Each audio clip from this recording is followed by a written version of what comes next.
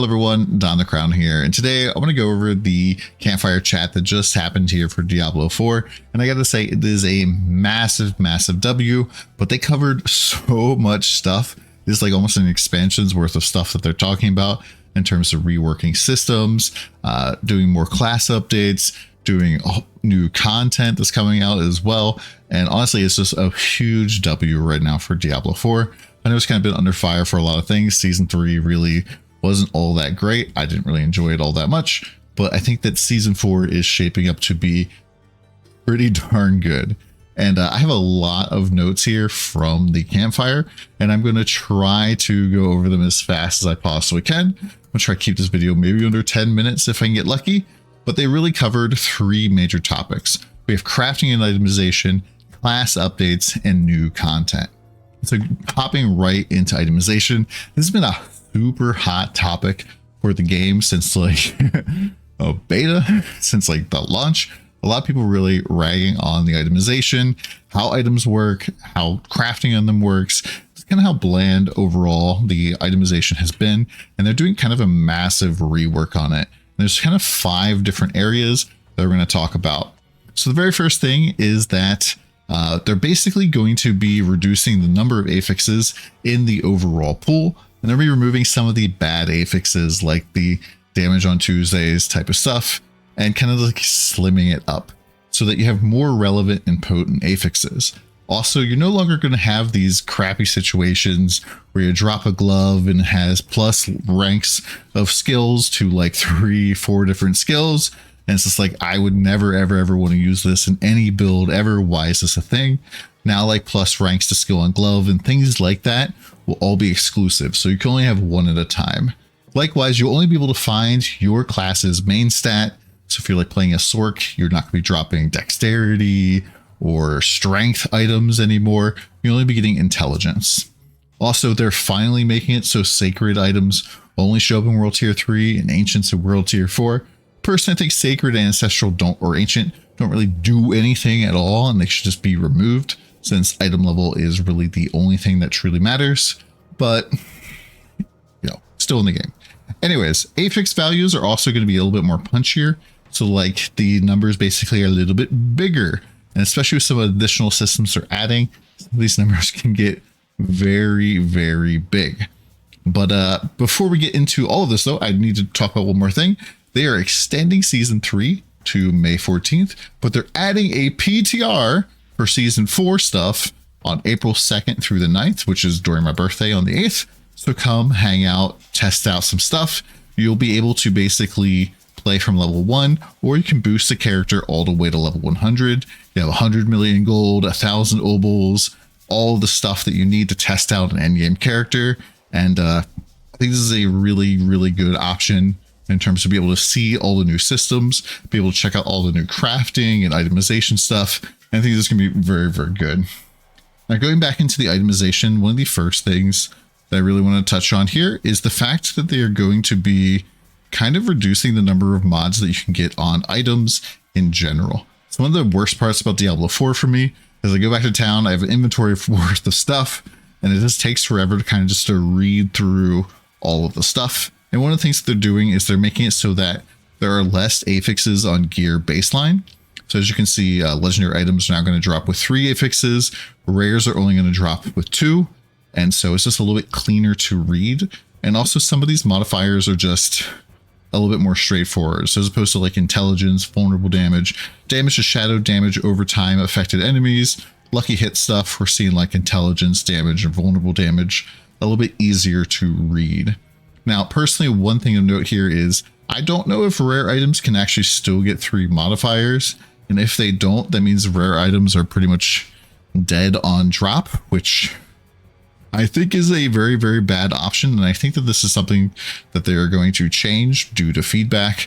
But if rare items don't have the ability to be on par with legendary drops, there's no reason to pick up a rare item ever again, especially because of some of the other changes that they're making to the game. So besides affix updates, they're also going to be doing a little bit of affix updates that kind of have to do with monster level and the 925 endgame gear. So monsters that are level 95 now or higher will always drop 925 gear, which means that by the time you're like in your 80s, you're going to always be dropping 925 gear, which is going to make it a lot easier to kind of gear out. Like I know personally, when I first look at an item, I look at the item power. Well, once you're like in your mid 80s and you're killing 95 and higher, you're never going to have to look at item power ever again. You can just assume that everything is 925 and you're good to go. Now they're also making gems a little bit more powerful and a little bit harder to upgrade. They didn't really go over that too much, which will probably have more information, but yeah, we'll find out more about that as we go. Now they're going to significantly reduce the drop rates as well, but because they are going to be making these modifiers better and there's going to be less mods on an item, it'll be a lot easier for you to find a good piece of gear. Right now, if you like want a good piece of gear, you have to find an item that has 3 or 4 modifiers, like 3 and then you roll 1. Now it's just going to be 2 modifiers and you roll the 3rd one to find a pretty good piece of gear. And also they're going to be capping the enchanting cost for gold, which I think is very good. Next up for materials, like we have a whole ton of materials in terms of crafting in the game right now, and they're really reducing those down. So you're not going to have a whole bunch of extra stuff, especially things like herbs are now kind of all bundled together under one bundled herb thing besides angel breath. So it's going to be a lot easier for you to craft elixirs and other things. And it's a little bit less MMO kind of junk in the game and more like ARPG focused stuff, which I think is pretty good. Likewise, Forgotten Souls now also come from whispers, and they can drop globally from rare monsters. And there's even supposedly a jackpot rare drop where like an enemy will explode full of loot and it'll just rain down Forgotten Souls everywhere, which sounds pretty exciting. Uniques are also going to be dropping earlier, with Ubers able to drop from monster level 55, which is pretty early on in the leveling process. I couldn't imagine getting a Harlequin crest like even before World Tier 4, which is nuts. Next up, Codex of Power is basically getting a complete revamp. So Codex of Power is kind of like a pain in the butt right now because only some mods show up. You have to hold all these crystals and stuff. What they're going to be doing is they're going to make it so that every single modifier, every single legendary power now shows up in the Codex. And when you find a legendary power that is better than the one you have stored in your Codex, all you have to do is dismantle that item and it will upgrade your Codex of Power. And so you'll be able to have a better modifier that you can just continue to use forever right out of your Codex of Power. And the aspect shards, which took up like 1 to 2 storage pages for me typically, will not exist at all anymore. So you don't have to hoard them. You don't have to hoard items because, oh wow, this like ring that I have has this aspect that I need to keep forever. You will be able to very easily move that on to your next ring, and you're not going to be like locked into items as much as you were before, which I think is amazing change. Also, I believe you'll be able to trade legendaries. So if your like friend wants to give you a legendary that has like the power that you need, you can potentially pop forward pretty quickly that way. On top of that though, all aspects, they've expanded the top end of the rolls for these. So like Edge Masters here, you can see is going up to like 30%. I believe that you could only get the like top end part of that roll in World Tier 4. So it's never going to be a situation where like in World Tier 1 or World Tier 2, you find an aspect that you kind of like feel like you have to drag forward all the way. You're not going to be able to actually cap out your aspects until World Tier 4 anyways, but it's just going to feel a lot smoother and easier to deal with your gear just in general. And there's a little bit less of a noob trap of like accidentally destroying an aspect that you needed, because it'll just go right into your codex and you'll be able to continue to use it. Next up is tempering. So tempering is kind of a crazy mechanic that they're adding. And this is kind of like slamming more modifiers onto your gear. And so so ancestral piece of gear can get 2 mods added to it, whereas non-ancestral can only get 1. And you can add from like any of the different types of like roles that you could get, and there's different options inside of them. This might sound a little bit complicated, but let me explain. So on this amulet here, you can see that you can pick basically everything but weapons, and there's little subsections in here, and they actually show an example where, like, on this bow, he clicked that he wanted to do an offensive modifier here, and he has different kind of books of modifiers that you can choose from. So if you want to do cutthroat damage, there's 4 different options here. Yes, they do have rolls, and there's like not really a ton of options in here. So you have a pretty good chance of at least hitting the modifier that you want, because there is a limited number of re-rolls that you do have. So you pick that he wants to do the marksman thing here, and as you can see, it costs some materials, and then boom, it kind of gives you a little Lost Ark kind of animation. And there you go. Now it has more marksman damage on it. And this will initially doesn't consume one of your rerolls. I believe there's a visual bug with it right there where it kind of does, but they said they're going to fix that. And you can see you get another modifier on here. And so things will be able, all your ancient gear will be able to get 2 additional mods. And so that's like 1, 2, 3, 4, 5, 6, 7, 8, 9. It's like 18 additional modifiers if you're not using any uniques. And this system only works on legendary gear. It will not work on uniques, which I think is somewhat of a negative because it does make uniques weaker. And if you're a class like a druid that is kind of locked into using some of your uniques, it might be kind of bad for you. However, some of the options for things that you can get with temporary are very different and things that typically we weren't able to get before. So they show like some of the options are like the ability to get additional movement speed, or the chance for bone splinter projectiles to cast twice, or bone spear projectiles to cast twice, or like AoE for bone spirit. And so these are like all of the bone options for bone necro. And as you can see, there's not really like a ton of different things you can roll into. So you're way more likely to hit the modifier you want, which I think is a really good thing. Next up is we're having greater affixes. And greater affixes are basically like if you take D3's primal ancient system and just put it onto a single line. And so when it'll drop, it'll have a little Roman numeral after it. Lets you know how many modifiers on this are actually greater.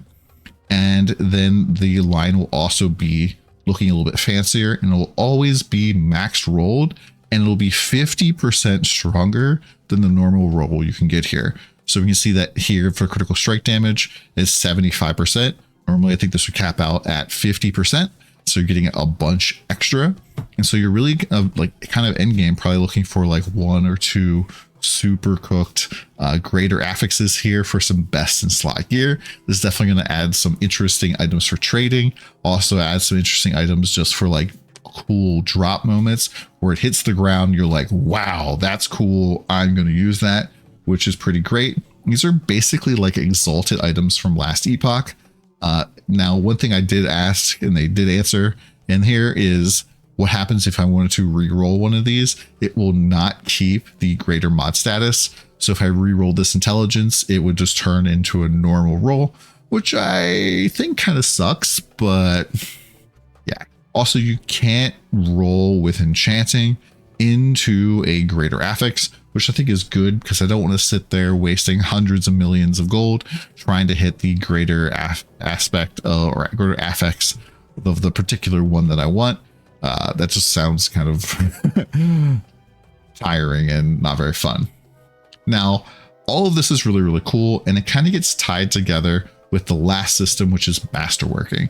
Masterworking is going to be replacing the typical blacksmith upgrade system, you know, where you go to the blacksmith and you upgrade and you increase the quality basically of your gear by 50%. Now Masterworking is going to have 12 ranks, and each rank that you go up, you're going to get a small increase to it. I think it's probably about 5% is what they said, but that number could change. So at the end, you're still going to get 60%, which is better than the old 50%. But every 4 ranks, one of the affixes is massively upgraded, and it's random. And so you can increase the, see the picture of this. So if you started off before here with 83 intelligence, and went up to 141 on a wand. And this damage here, I think, hit twice to hit 44.9%, which is, you know, that's a lot of damage. And so this is kind of like a random system where you're really hoping to hit the modifiers that you want on your gear. And yes, your tempered modifiers can also be hit here. Your legendary power cannot be hit, but it'll be like you're really aiming for the stuff that is like really most impactful in the item. And you can reset your masterworking status. So for example, on this wand, if I really needed to hit the chance for bone splinters, I can just keep resetting it over and over and over again until I get the exact rolls that I want. Although hitting once or twice on a particular mod will probably be maybe a little bit unlikely. It also wasn't clear if you can temper after masterworking if you didn't want to hit one of the temper mods. That's something I would kind of want to know. But I think the system is pretty cool because it allows you to kind of like grind on one piece of gear and polish it until you get it to the point that you're like really happy with it. It also allows it to be kind of like super unique type of gear just for yourself, where you got like lucky and you hit particular modifiers. And the masterworking system actually ties into a new endgame grind type of thing where you get the materials to do the masterworking, which we'll talk about in a little bit. Now, on top of that, there are also some cool new modifiers like life per hit or fury per second, which are things that people have wanted. I'm not sure, they didn't really clarify where exactly those are going to be, whether they're like directly on gear or if they're tempered, but definitely sounds like they're trying to lean more into cool, impactful mods and lean away from these like damage on Tuesdays type of mods that nobody was really interested in, unless you are tempering on them directly. Like these ones here, you can kind of see they're all like the bone necromancer related stuff, and you can only have one from each type. So if you do like a weapon, for example, you have one weapon mod and one offensive mod. You can't do double weapon, which I think is gonna be pretty good. Now, they also went through a smidge of the class changes, but they did not necessarily go through all of them. They said, I think that next week they're going to be getting more of a update for these. And I think it's probably because they're reworking a lot of stuff, but we can kind of go through kind of what they gave us so far. Things that they really wanted to focus on though is making it so that, let's see here, high volume of meaningful class updates. So we want to make sure the classes are kind of getting some like refreshes pretty frequently, and they're making some of the things that are kind of underperforming a lot better. So things like flat damage sources are going to be a lot better, like the dust devils from Barbarian is something they talked about a lot. Stun grenades from rogues, just things like that that have kind of been the game that nobody's been using. They're trying to make these a lot more viable because they'll just scale directly with your weapon. So no longer will be like you get the aspect at low level, it works good for like a level or two, and then you just kind of like out level it. Now it will scale up with your weapon, which just makes it a lot better. They're also improving other skills like the Sork mastery skills now also count as core skills, so you don't have to like have this awkward situation where they're not really like benefiting from some of the things. You're able to like kind of just play the build that you want to play and not worry too much about like, oh, this is core skill, this is a mastery skill type of thing. They're also fixing frozen orbs. Now it goes to a set location and explodes, and they're adding a new unique, which basically makes it so that when you cast frozen orb, it has a chance to spawn a conjuration skill, and when conjuration skills hit with their normal attacks, they have a lucky hit chance to spawn a frozen orb. So you can kind of like just spam frozen orb and spam out hydras and ice blades and all the other stuff, and it seems like it could be kind of neat. One big thing for minions too, for necromancer, is now they're going to scale 100% with your stats now, and they're also going to be improving some of the Book of the Damned stuff. You can find this particular picture, but some of the stuff, the Book of the Dead, like Reaper's wind-up attacks now reduce one of your active cooldowns by 3 seconds. Cold Mage's attacks just apply vulnerable for 4 seconds. So Cold Mages by themselves can pretty much like solve your vulnerability issues if you need it. Iron Golem pretty much can act as like corpse tendrils, so you don't necessarily need to have that on your bar either, and just allows a lot more options. And a lot of people really loved minions, and this will definitely give them a lot of power. They're also improving things like inner sight for rogues, and it seems like there's a lot of things that they're just kind of trying to bring up from being really bad, and they're also going to be tempering down some of the top end. So I know one of the things that they talked about specifically is they're going to be nerfing Tybalt's Will and Banished Lord's Talisman, because both of those are pretty darn strong. And like Tybalt's Will is like just the best pants, period. And they'll be going through more of the stuff that they're nerfing and changing. Probably talk about that like next week. One important thing to note too is they had a couple of updates for hardcore. Number one is the fact that they are removing the elixir of death evasion from the game, just period. It will not exist. And they're redesigning Flame Shield's enchantment, so it's no longer a cheat death. It will just automatically update whenever you cumulatively lose 100% of your maximum life. It can happen every 30 seconds. So this pretty much means that if you like take 5% damage here 20 times in a row, you will just automatically pop Flame Shield and it won't necessarily be saving your life. So I think this is a really good change. These two things were kind of main factors as to why people were kind of like looking down on hardcore a little bit, especially because some boss fights were actually easier. Like Uber Lilith, I think it was a little bit easier in hardcore because you could take a hit that would kill a softcore player and reset the fight. The hardcore player could just take that hit and keep going. And now everybody's kind of playing on the same, playing field, and probably see a lot more hardcore deaths in season 4. That's for sure. Now, getting into the content part of what's going on, they've made some incredible updates to the game. Absolutely amazing. Some things that I've been asking for 10 months, I believe. We've been talking about World Tier 2 as a noob trap, I think, since 10 months ago. But now it's going to give you 50% XP, which is probably worth it. And we're pretty much seeing a 50% XP buff for World Tier 3 and World Tier 4. And I think a big part of this is just because they've actually now added a bunch of stuff for you to do at endgame. So they want you to get there faster, and they kind of want to cut down the amount of time they're actually leveling. You're going to be getting your better gear quicker, which help you level up faster. Your aspects are going to be a lot easier to deal with. You get more XP. It's just a really good time. Also, Helltides are like way better. They're now also available World Tier 1 and 2. And they're basically taking the Blood Tide from Season 2 and the like Mechanotide from Season 3, and they're smashing them together and basically combining them with normal Helltide. And this is really good. So things they're doing: increased density. Monsters can kind of show up and ambush you a lot more like they did in Season 2. There's also a new threat meter that builds up while you're killing. And this basically, let me see if you can find this real quick. As you're killing through here, you can see this little meter that builds up. Once you finally fill up all the way, a ton of elites will just come and continuously attack you over and over again until your meter depletes. Now, they said that this meter fills up when you're basically killing or doing anything.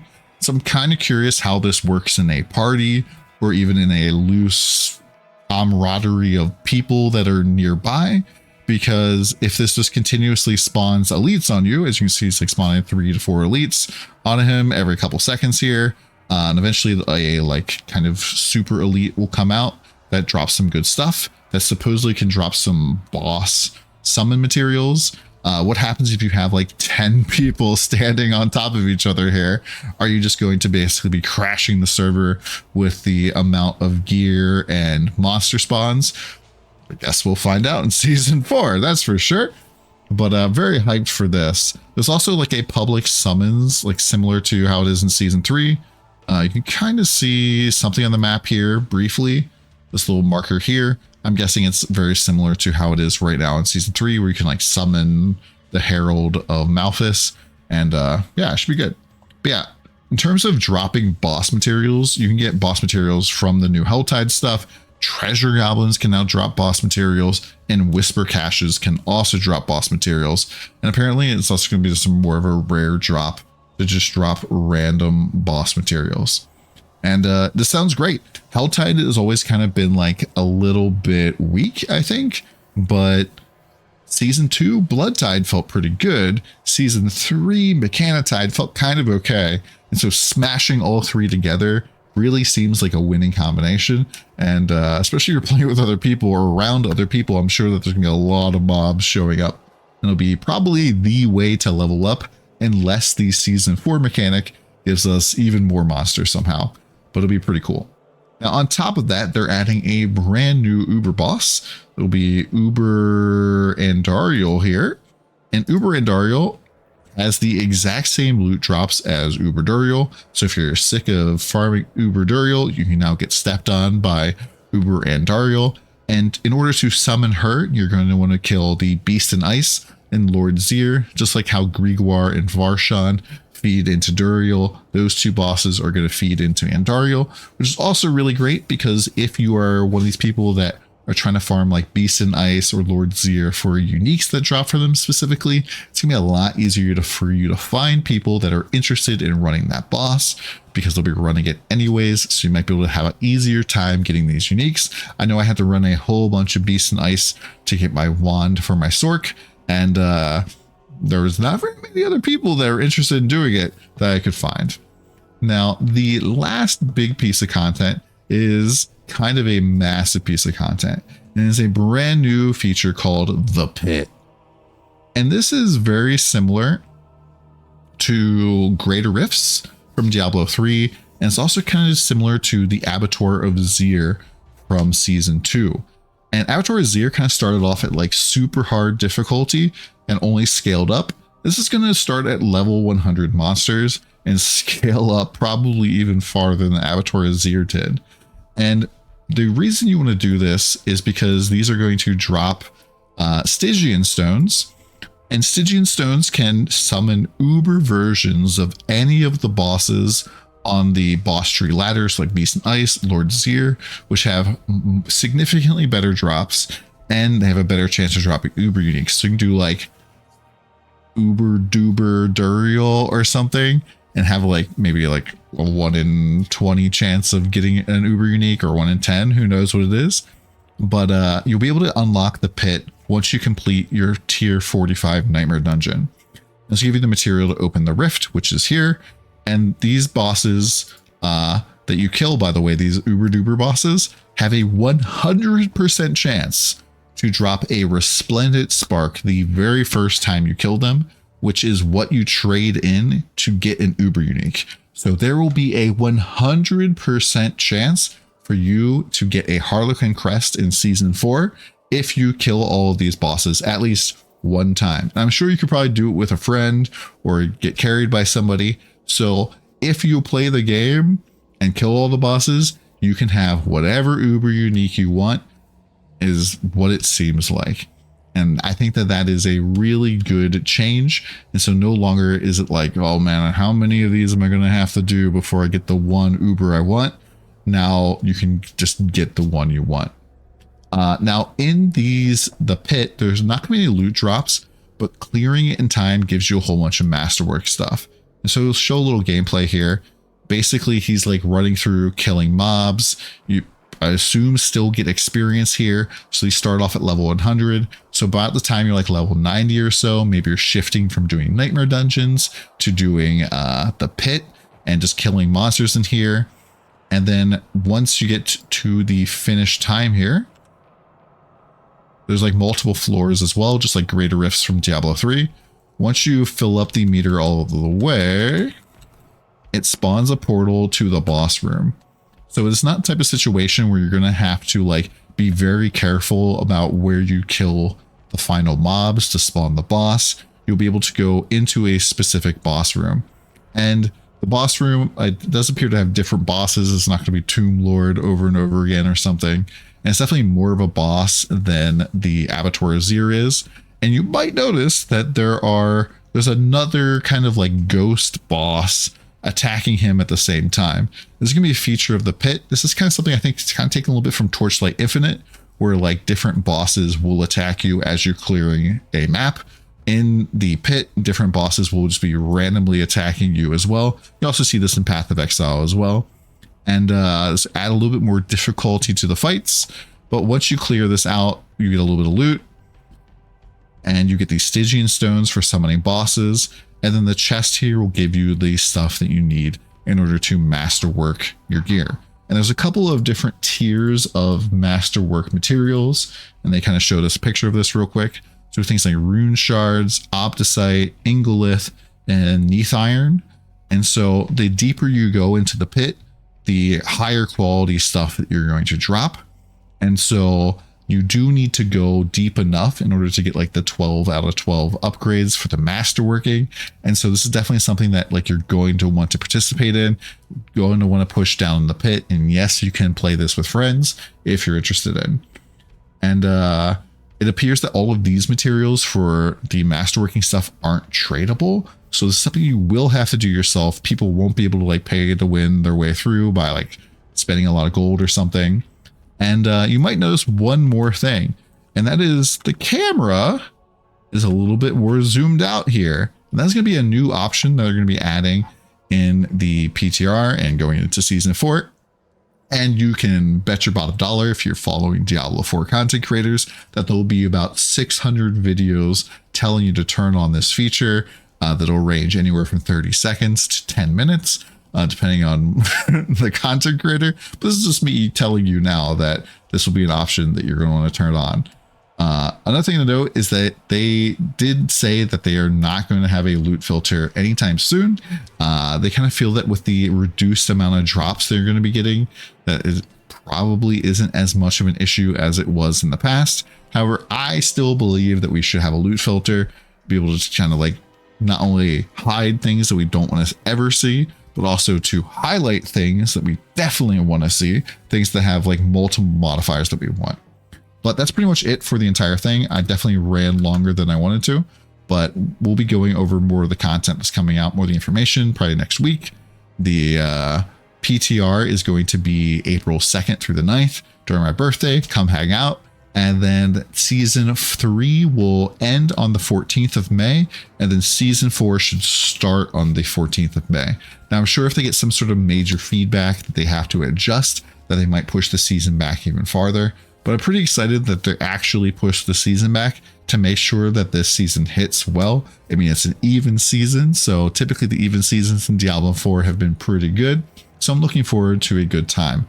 Let me know what you guys think in the comments down below, and drop me a subscription if you want to see more content like this. Peace.